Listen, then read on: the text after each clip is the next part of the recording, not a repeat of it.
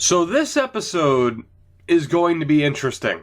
And I say that for two reasons. One, still fighting off being sick. It's the type of cold where you go from symptom to symptom. Like one day it's a sore throat, the next day you can't breathe, runny nose, all that shit. So it makes recording a little bit miserable. But the other reason I think it's going to be interesting is because I have no idea, not a clue on what to do and what this team is going to look like. Obviously, we've bounced around the idea of staying competitive, but also going through a little bit of a mini rebuild, and both are decent options. But the problem is, as not too many goalies retire, the problem is we have people that we have to sign. So, like the big thought as Ovechkin retired at 93 overall, he's still retired. Like the big name that people were saying we should trade is Tuukka Rask. Problem is we can't do that until free agency because he is on an expiring contract. So any big moves like that, most of the big moves have to wait, and then you factor in certain progression from prospects or maybe players who aren't going to get any better. Like it's fairly certain at this point that Jake DeBrusk and Carlo are just what they are, 84 overalls at best. And it's just, who do we get rid of? Because we know we're going to have a logjam of forwards, a logjam of defensemen. Like, we have so many questions, and I don't have a specific plan on what we're going to do, or even how we're going to handle the draft, because we have, I don't even know, is it close to 10 second-round picks? It felt like it the last time I looked. We'll have to double-check again. But as you get a look at the players under expiring contracts, just these players alone are on expiring deals, and, of course, Tuukka Rask himself. So I don't know. I don't know how this is going to work out, but there's only one way to find out, and that is to move forward. So let's start the draft, and again, with all these picks, I don't have a plan. We could try to trade up into the top 5, or even get the number 1 overall pick. We could just use all of these picks to try and get as many prospects as we can. Just so many options. And how many second round picks do we have? 2, 4, 6, 8. 8. Okay, well, not too bad. But can we work out a trade is the question. That number 1 overall pick from Nashville wouldn't be too bad. But would we have to give up somebody like a Jeff Skinner or a Roman Josi to make it happen? And the answer to that is probably yes. But do I want to give up someone like Jeff Skinner or Roman Josi? That was talked about with the rebuild. Jeff Skinner didn't have the greatest of years. I am worried, too, that Dennis Cholowski will decline to re-sign with us. All because, of course, I forgot to put him back into the lineup for one game. Although I swear, and I didn't look back at the footage, but I swear it never told me. I just must have overlooked it at the time. And that could cost us, arguably, our best defenseman. He's only 23. But as far as getting that pick, what can we do? Oh, Carlo? Carlo's going to be an 84. But that's the thing. He is like the perfect third pairing shutdown defenseman. So I'm fine with him only capping out at an 84. Charlie McAvoy. I'm starting to think, because we signed him to that 8-year deal, I think that's like an anti-cheat in this game, because in the fantasy draft series, we signed Jacob Larson to that kind of deal, and he's capped out at an 84. But you look here in the Bruins series at what Jacob Larson has become for the Anaheim Ducks, it's much, much different. So I might try to send McAvoy to Nashville here, and I know that might disappoint some people. Don't worry. You will continue to be disappointed throughout this episode. Because, like I said, a lot of changes have to happen. But, yeah, I mean, he might at least be a decent third pairing guy. But I don't know, man. If I had to make a bet on Charlie McAvoy, he's not going to pan out in this series because of the low potential, and as it is, Jesus, we might not be able to make that happen without taking back an expiring deal. But like I mentioned in the comment section too of a prior video, a lot of the potentials have been changed around. I have done a lot of work editing the rosters once again. But let's see here. We'll tack on Rehill. And we'll just throw a ton of second-round picks at him. And we will see if we can get the number 1 overall pick. Now, I could probably go with every high-value second-round pick, and they'll still probably decline this. 3 second-round picks of McAvoy for the first. Will that go through?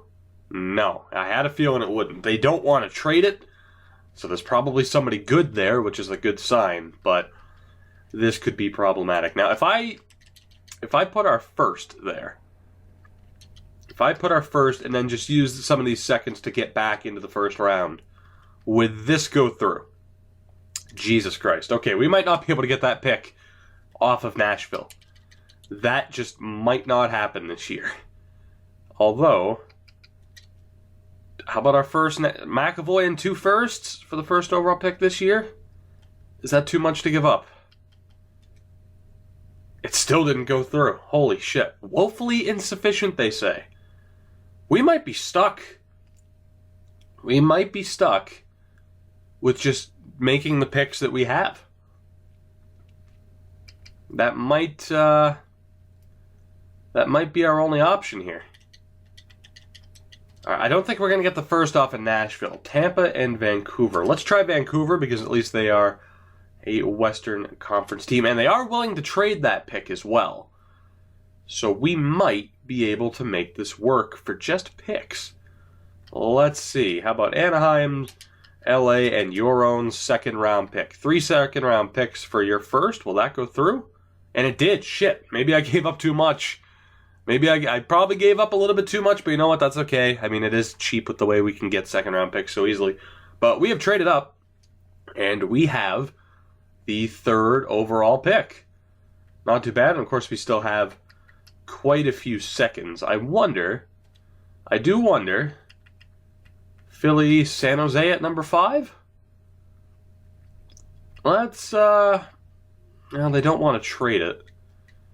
Okay. You know, I think I do want to trade up into the first again. I do, even if it is kind of cheap. LA, Anaheim, Minnesota. Let's take a look. See if we can get this to work. LA doesn't want to trade it. How about Minnesota? They do. Or is 2022 next year? That would be next year. Jared Spurgeon. Can we get... No, we can't. Shit. Right. Okay, where are our picks in the second round? That's my next question. Where are those picks in the second round? The 3 picks we traded to Vancouver are all in a row. That's amazing. That is amazing. Okay. Let's go towards the end of the round. Chicago, Arizona, Colorado. Let's see if we can get this to work. Chicago wants to trade, so that is good. That is good. And we will hold on to McAvoy for now. Although, whether or not he actually ends up being on this team, who knows. But a 2nd and a 3rd for your first. That didn't go through. That's okay. It shouldn't take too much more to get this to go through. How about the 6th and 7th? Just because those don't matter. Will that go through? No. We'll tack on another 3rd next year or this year. How about Washington's 3rd? A 2nd, 2 thirds, a 6th, and a 7th. That should go through. That's overpaying as it is. And it does go through. I'm content with that. Again, overpaying, but we got to do something with these picks. You know, we could sit there and we could make 7 second-round picks, or we can just trade up, spread the wealth a little bit, and we get some of the high-end picks. Now, normally I cap it at 3 first-round picks. Those were kind of the rules we set with the Nord series. I don't really care. Like that's the only kind way to put it. I don't really care this time out. So let's just see if we can get a 2nd and a 3rd for their first. That didn't go through. We'll have to tack on another 3rd-round pick next year. That is okay. Arizona, can we get your first? No, we can't. Damn. I didn't expect them to decline that. How about a 4th later on? Again, I'm not really caring. We're gonna recoup a ton of draft picks once we start trading people away. That's why I'm just freely wheeling these picks. But we have 4 firsts and 3 seconds. And I think that is probably where we should stop. Probably. I mean, let's see. I could go for Colorado or Edmonton. Do either of you want to trade? That's the thing. You could argue this is cheap trading up into the first round so much, but it's cheap enough that we were able to get those seconds to begin with. So it's just the system. It's too easy to take advantage of. And really, it's not even taking advantage of it. It's just you play the game and just magically you end up with these picks because that's just how it happens. You get a ton of prospects, you got to trade them away for fair value, and there we go. So we have a magical 5 first-round picks and a second-round pick in this draft, and that is where we will stop with the trading. So let's sim to our first pick. Now, Clemenson and Rodriguez, 2 elite players, go 1 and 2. I imagine they're both pretty good. So we have Ranger, Oliwa, and Eves. And there is an elite goalie. Exact elite in the first round. When's our next pick after this? Ooh, I don't think he's going to be there at 20. Do I take that goalie? And now I know we have Finger, but we do need another prospect goalie if we're going to trade Rask. And that's the thing. You know, Poulin might not be the answer for us, but he'll probably have high trade value. Sylvain Poulin, or Poulin, from the Charlottetown Islanders. If I had to guess, he's going to be a good player. And remember the last time, we didn't go with the goalie. We paid for it. And we paid for it big time. There is not another goalie prospect until the second round, Nesbitt. So, let's see here. Do we go with Ranger, Eves, or Oliwa, or the goalie? So you got Mike Ranger, 17. All right, Eves. Darren Eves is 18. He is a center. All three of them are centers, for that matter. Or the German, Carl Oliwa. Shit.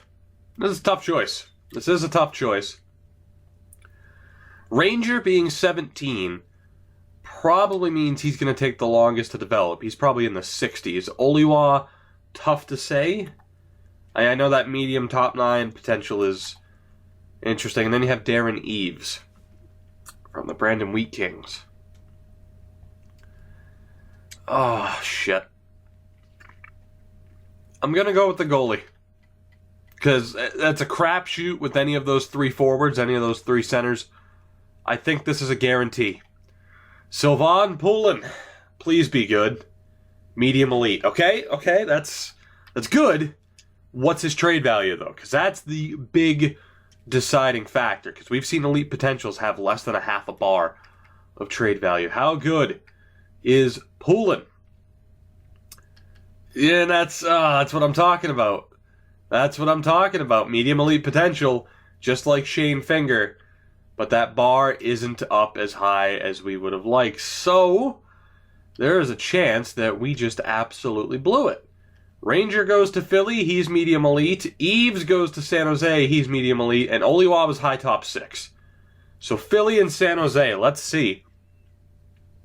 Let's see how badly we just screwed up. Because there's a chance that we really just blew that.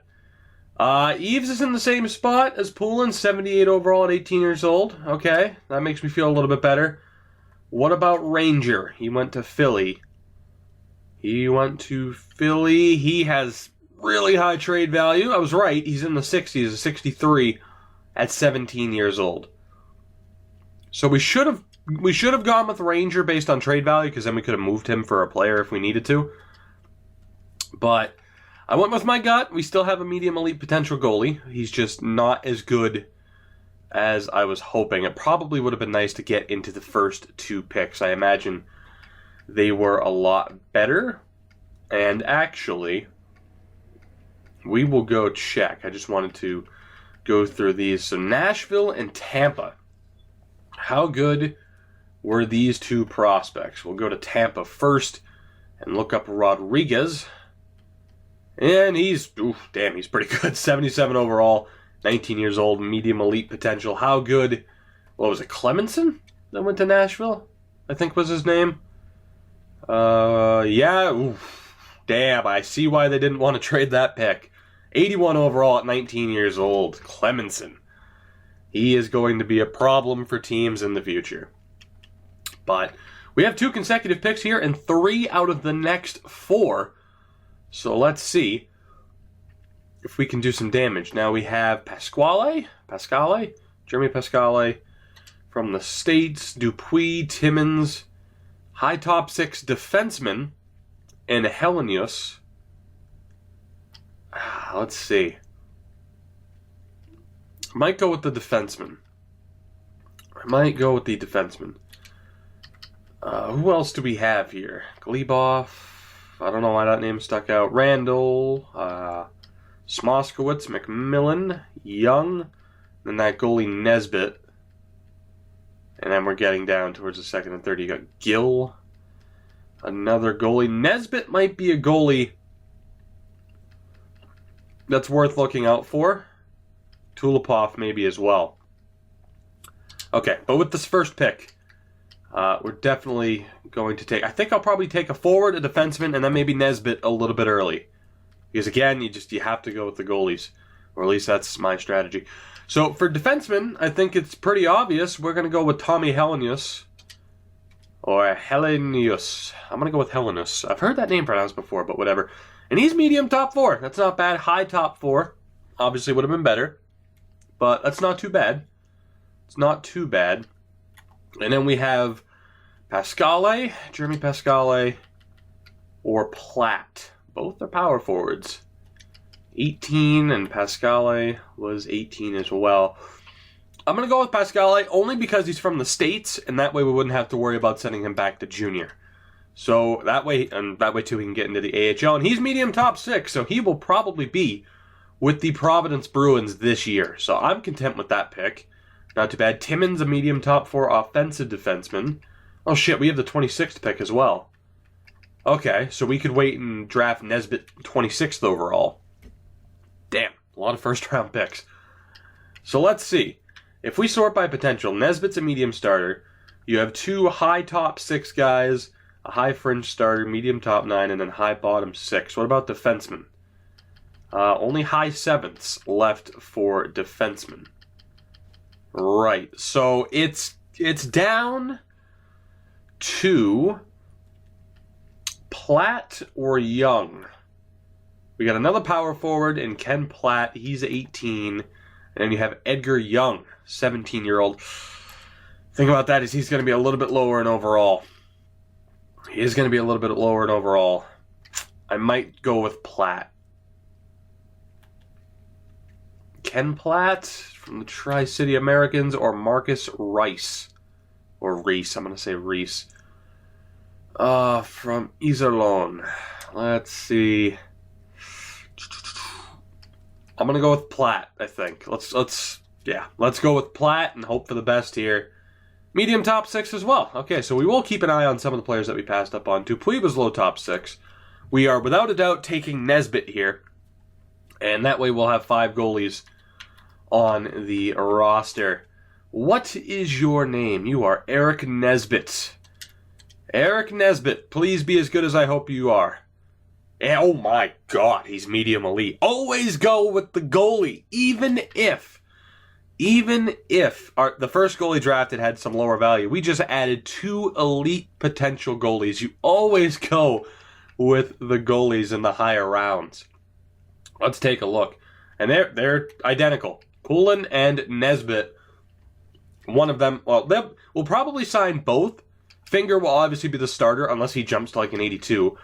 It'll be Sawchuk and Herme as a tandem, and then Finger with Poulin and Nesbitt as the backups in Providence. So the goalie situation's looking great.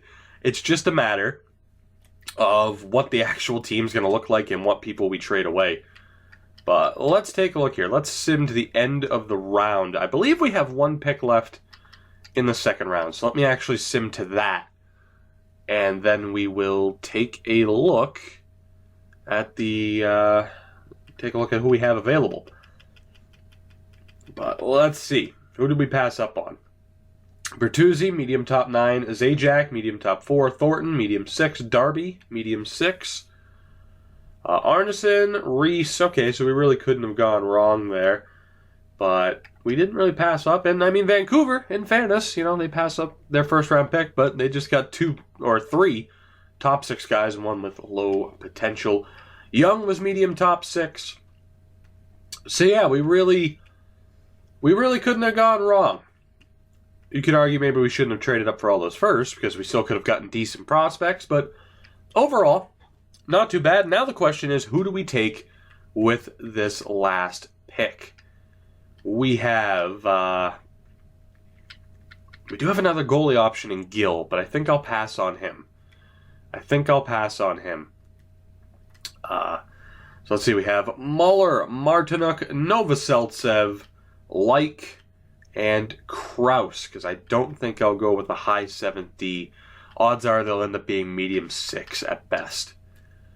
Which, medium top 9 forward at best for these forwards, so it doesn't really matter. Muller's projected to go in the 4th round. 18, Ralph Muller. You have Sean Martinuk. Pavel Novoseltsev, Clinton Like, and Eric Kraus. Who do we go? I'm tempted to go with Novoseltsev because, he might have a good face-off rating, and if he doesn't, you can just move him to the wing. I think that's how we're going to go. Let's go with Novoseltsev specifically and exclusively because he is a center, and I was right, medium top 9. We will take a look, though, at some of the people we passed up on. Chistov, medium 9. Tankarat, medium 9. Reeves. Yeah, I think we made the right choice there. Gill was a low starter, which I'm happy about passing up on that because low starter, low potential is a killer, as we have discovered. But let's sim to the end of this draft. A successful draft, I would say, but the really difficult part comes next, where I have to go through this offseason and make some incredibly difficult situations where certain players who you definitely would have expected to be on this team moving forward are simply not going to be on this team because we do not have enough space. We are going to have to make a choice, multiple choices, on a lot of these guys as to whether or not we think they're going to pan out, whether or not we think they're going to be good enough moving forward. Of course, the re-sign phase stuff, we'll do all of this in the next episode. But taking a look here, of course, Nesbitt and Poulin, 65 overall and a 60 for Nesbitt.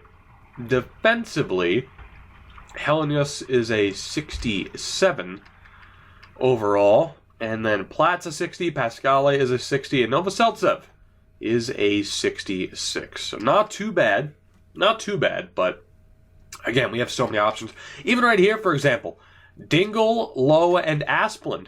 Are they worth investing time into with them being low top 6? Do I think they're going to pan out? Would I rather have that time go to a medium top 9 over a low top 6? We have quite a few of these low top 6 guys as well. Breland, Entwistle, Anderson, Dolan should be here. There he is. He's an 80 at 21 years old.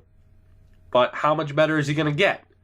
That's the tough thing, man. That is the tough thing. It's like, how much do we want to look into the potential? It's tough. But I won't waste any more of your time. That is it for the draft. And again, who knows?